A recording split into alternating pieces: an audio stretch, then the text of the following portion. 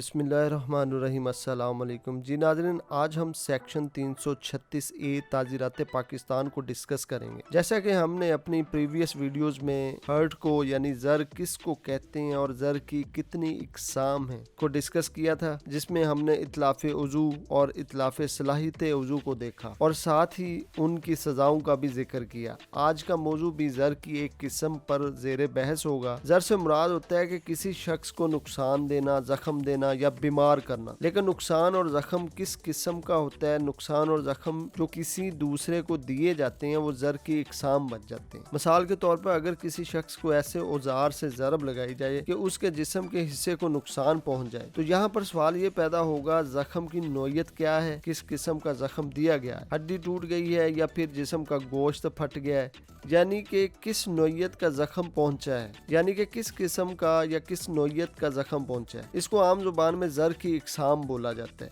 यानी जख्म को डिटरमिन करना और जख्म की डिटर्मिनेशन हमेशा किसी मेडिकल ऑफिसर जो कि मजाज होता है उससे करवाई जाती है। जैसा कि हमने अक्सर औकात देखा, सुना, हत्ता कि करवाया भी हो। अगर किसी शख्स को लड़ाई झगड़े में चोट लग जाए जो कि शदीद नोयत की हो तो उसका पहले मेडिकल करवाया जाता है, फिर थाना में जाकर FIR दर्ज करवाई जाती है और मेडिकल ऑफिसर सर्टिफिकेट बनाकर देता है जो एविडेंस के तौर पर भी इस्तेमाल किया जाता है कि चोट किस किस्म की लगाई गई है, जिससे फिर सजाओं का तयन करना आसान हो जाता है। आज हम ज़र की ही एक किस्म का मुतालिया करेंगे, लेकिन ये थोड़ी मुख्तलिफ नोयत की होती है। यानी आम अल्फाज में कहा जाए तो ये कोई ज़रब यानी कि किसी औजार वगैरह का इस्तेमाल नहीं होता, बल्कि ये ऐसा मादा होता है जिससे इंसानी जिस्म में नुकसान की सूरत में काफ़ी तब्दीलियाँ रूनुमा हो जाती हैं। ऐसा मादा जो इंसान के जिस्म के किसी हिस्से को गला देता है। गला देने वाला मादा की वजह से चोट का सबब बनता है। इसको अंग्रेजी में कोरोसिव सब्सटेंस भी कहा जाता है। गलाने वाला मादा का मतलब ये होता है कि एक ऐसा मादा जो इंसानी जिस्म के किसी भी अज़ू को तबाह कर दे, चोट की वजह बन सके या फिर मसख कर दे। इसमें अमूमन तमाम किस्म के तेजाब, जहर, आतशगीर मादा, गर्म मादा, आर्सेनिक, कराहती चीज या फिर कोई दूसरा ऐसी ही किस्म का केमिकल जो कि गलाने का असर रखता हो और इंसानी जिस्म के लिए खतरनाक हो, गला देने वाला मादा कहलाता है। सेक्शन 336A में गलाने वाला मादा की वजह से चोट का जिक्र किया गया है, यानी इसकी डेफिनेशन की गई है कि कौन होता है जो इसको